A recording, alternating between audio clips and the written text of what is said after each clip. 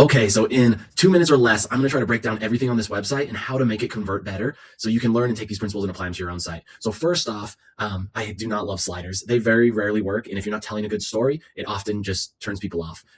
Right off the bat, this brand is trying to be like a luxury bulletproof bag. Now with that being said, it doesn't feel luxury in the least. Like you scroll through the site, it feels, if anything, a little bit outdated, kind of ugly. And if you're in a fashion industry, this needs to look clean, crisp, photos first, way less text. Don't let people read your story, show it through pictures. That's what luxury should feel like, especially on a website, any website, not even luxury. Again, luxury bulletproof bags. The way I like to get around telling people exactly what you sell is just shop luxury bulletproof bags, just simple as that. And then lean into emotion with this. Let your headline tell the story and understand, feel safe when you're walking along, feel safe when you're going through the subway, whatever the story is or whatever their main pain point is that sells. Again, A/B test that, figure out what works.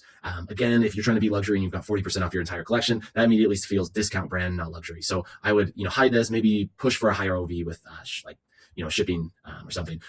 Trustpilot approved. I personally don't know what Trustpilot is. And I would try to get different guarantees here versus secure payments, Trustpilot approved. Generally online, any payments, this stuff should be at the very end. Money back guarantee, love that here. Maybe throw in 30, maybe throw in some kind of warranty, reviews, that kind of thing.